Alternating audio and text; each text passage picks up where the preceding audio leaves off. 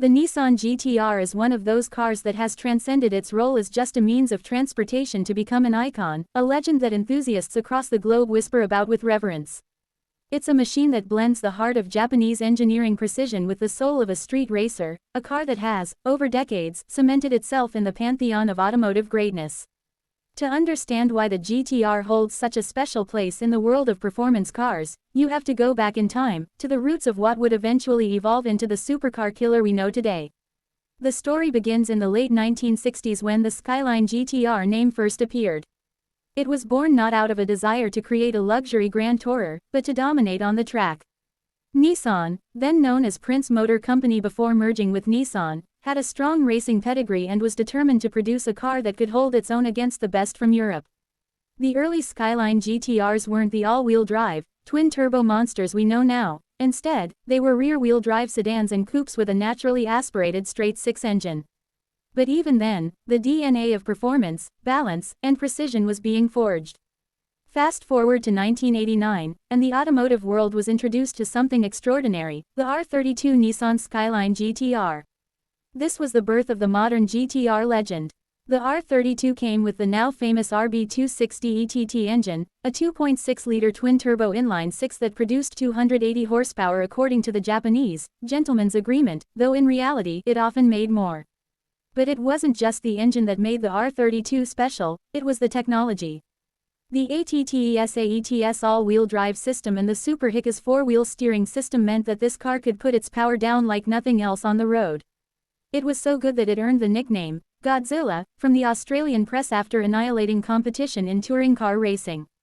The R32 was followed by the R33 and R34 generations, each refining the formula. The R33 was larger and more stable at high speeds, while the R34 is perhaps the most beloved of all, immortalized by video games, movies, and its starring role in the tuning culture of the late 1990s and early 2000s. The R34's RB260 ETT engine was a tuner's dream, capable of handling massive power upgrades without breaking a sweat. Combined with its aggressive yet elegant styling, it became the ultimate dream car for an entire generation of car lovers. Then, in 2007, Nissan did something bold. They decided that the GT-R name would stand on its own, no longer tied to the Skyline badge. The R35 Nissan GT-R was unveiled to the world, and it was unlike anything that had come before. Gone was the inline-six, replaced by a hand-built 3.8-liter twin-turbo V6 known as the VR38 ETT. This engine, producing around 480 horsepower at launch, was mated to a sophisticated dual-clutch transmission and a state-of-the-art all-wheel drive system. The R35 could accelerate from 0 to 60 miles per hour in under 3.5 seconds, putting it in the same league as cars twice its price. This was Nissan's message to the world: you don't need to spend hundreds of thousands of dollars to get hypercar-level performance. Over the years, the R35 GT-R has gone through numerous updates. Power has steadily increased, with modern versions producing well over 565 horsepower in standard form and even more in special editions like the GT-R Nismo. But raw numbers only tell part of the story. What truly sets the GT-R apart is how it uses technology to deliver a driving experience that borders on the surreal. The all-wheel drive system reads the road, the suspension adapts, and the transmission snaps off shifts with brutal precision.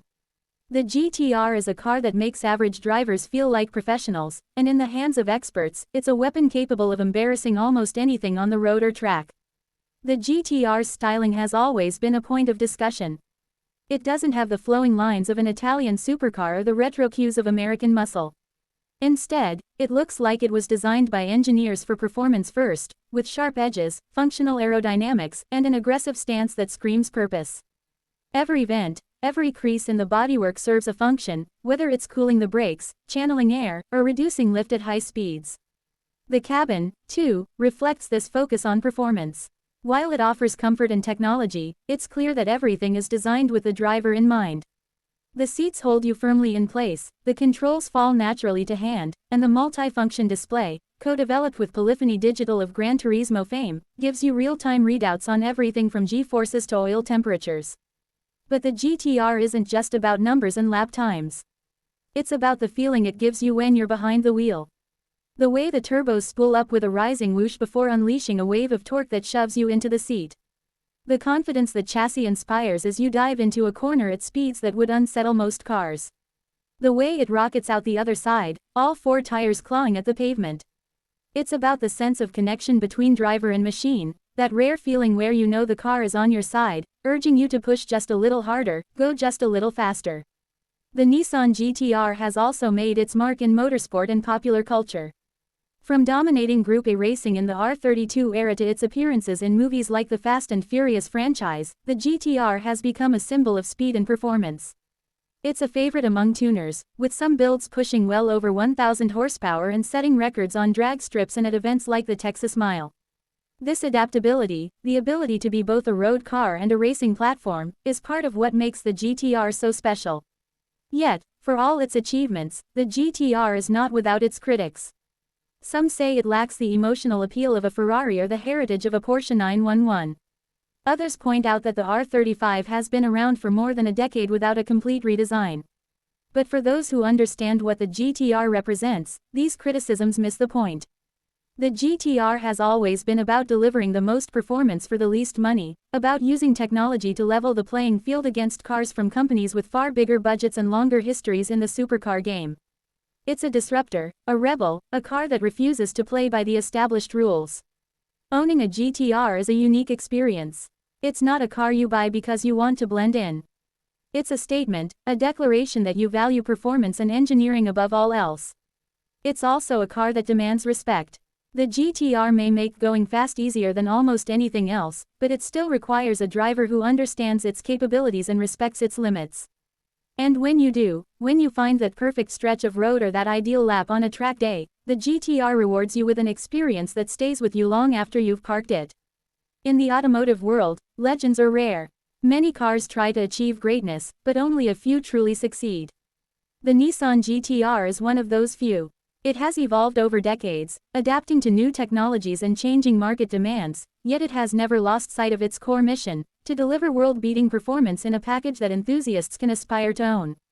It's a car that inspires passion, that fuels dreams, and that will be remembered long after the last one rolls off the production line. Whether it's carving through a mountain pass, blasting down a straight, or simply sitting in a driveway radiating potential energy, the GT-R is a reminder of what makes us love cars in the first place. It's proof that sometimes, David really can take on Goliath, and win. The Nissan GT-R is more than just a car, it's a symbol, a legend, a machine that has transcended generations and cultures to become a name whispered with respect among enthusiasts all over the world. For decades, it has carried an aura of invincibility, a blend of Japanese engineering precision, motorsport dominance, and technological brilliance that has made it one of the most formidable performance cars ever built. To understand the GT-R, you have to go back to its very roots, because its story is not something that began overnight. It is the culmination of decades of innovation, racing heritage, and an unrelenting desire to challenge the limits of what a road car can be. The origins of the GT-R trace back to the 1960s with the Prince Motor Company, a relatively small Japanese automaker with big ambitions in motorsport. Before merging with Nissan in 1966, Prince had already been making a name for itself with its Skyline sedans, which, while unassuming in appearance, were engineered with precision. It was in 1969 that the first true GT-R was born, the Skyline GT-R, powered by the S20 inline-six engine producing 160 horsepower, impressive for the time. It was rear-wheel drive, lightweight, and built for one purpose, to dominate Japan's racing scene. And dominate it did, racking up dozens of consecutive victories on the track and establishing the GT-R name as a force to be reckoned with. The 1970s saw the GT-R fade from production due to the oil crisis and shifting market demands, but the name would return in spectacular fashion in 1989 with the arrival of the R32 Nissan Skyline GT-R. This was the car that would redefine performance.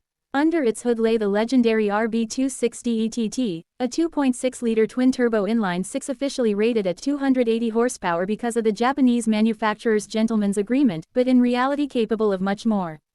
The magic wasn't just in the power, but in the technology. ATTESAETS all-wheel drive and the Super Hickas four-wheel steering system gave it handling precision that left competitors stunned. The R32 didn't just win races, it dominated them, especially in Group A racing where it was so unbeatable that regulations had to be changed to give others a chance. This dominance earned it a nickname from the Australian press, Godzilla. When the R33 arrived in 1995, it refined the formula. It was larger, more stable at high speeds, and continued to build on the R32's technological legacy. It wasn't as universally adored at the time because of its size and weight, but on the Nürburgring, it showed its capabilities, becoming the first production car to lap the green hell in under 8 minutes. The R34 followed in 1999, and for many, it represents the ultimate skyline GTR. Compact, aggressive, and bristling with advanced features for the era, it had an improved RB260 ETT, an advanced multi-function display showing real-time performance data, and a chassis that felt alive in the hands of skilled drivers. It became immortal in car culture through appearances in video games like Gran Turismo and movies like The Fast and the Furious, and even today, it remains one of the most sought-after Japanese performance cars ever built. Then came a monumental shift. In 2007, Nissan unveiled the R35 GTR, and for the first time, it dropped the Skyline name. This was not just a new generation, it was a complete reimagining of what the GTR could be. The R35 was wider, lower, and more aggressive than any GTR before it. Its heart was the VR38 ETT, a 3.8-liter twin-turbo V6 hand-built by a small team of Takumi master craftsmen in Japan. At launch, it produced 480 horsepower, paired with a lightning-fast dual-clutch transmission and one of the most advanced all-wheel drive systems in the world. The numbers were staggering. 0 to 60 mph in under 3.5 seconds, quarter-mile times in the low 11s, and Nürburgring laps that humbled cars costing twice or even 3 times as much. Nissan had built a supercar that could take on the world's best and win, all while being relatively affordable by supercar standards. Over the years, the R35 has evolved, with power outputs climbing to 565 horsepower in the standard model and up to 600 horsepower in the GTR Nismo. But the GTR's appeal is not just about raw numbers. It's about how it uses technology to amplify the driver's abilities. The ATTESAETS all-wheel drive system can send up to 50% of the power to the front wheels when needed, ensuring maximum traction in all conditions. The suspension is adjustable, the braking system is immensely powerful, and the chassis balance is tuned to inspire confidence at the limit. It's a car that flatters its driver, making you feel like a racing hero even if you've never set foot on a track before. The GTR's design has always been a point of discussion. It doesn't follow the curvy, flowing lines of Italian exotics.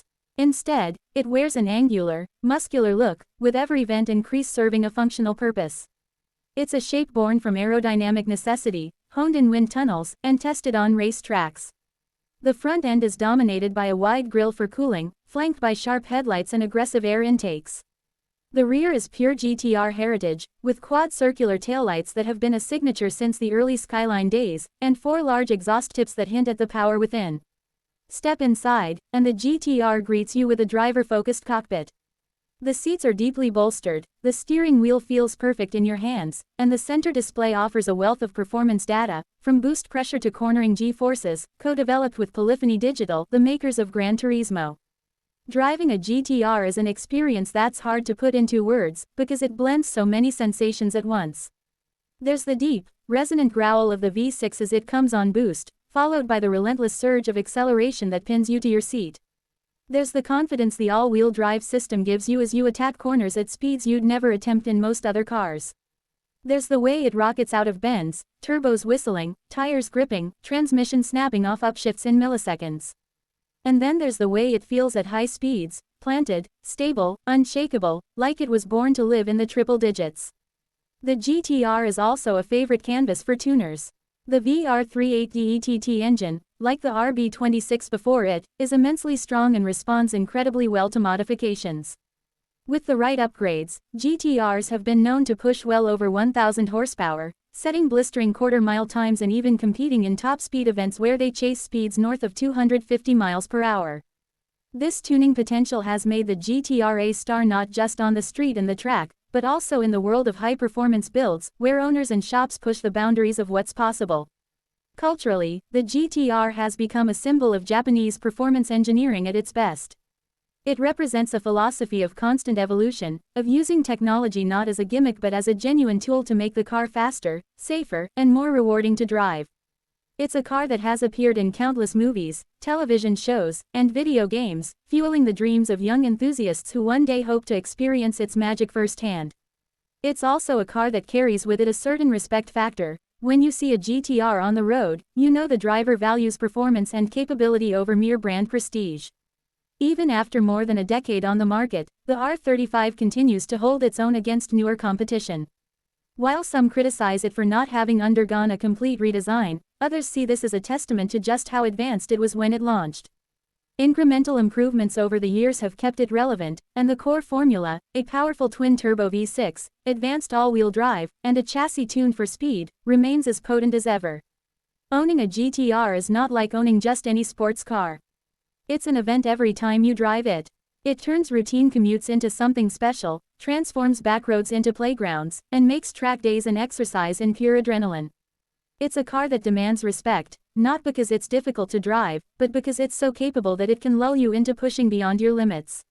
Yet when you learn to work with it, to feel its rhythms and understand its responses, it becomes a partner, a machine that feels like an extension of yourself. In the grand scheme of automotive history, there are only a handful of cars that have earned true legend status, and the Nissan GTR is firmly among them. It's a car that has proven itself on the track, on the street, in the tuning scene, and in the hearts of enthusiasts everywhere. It's a car that has shown the world that performance doesn't have to come with an astronomical price tag or an exotic badge. It's proof that with the right engineering, the right vision, and the right passion, you can create a car that stands shoulder to shoulder with the very best. And perhaps that's the greatest legacy of the GTR. It's not just about speed or lap times.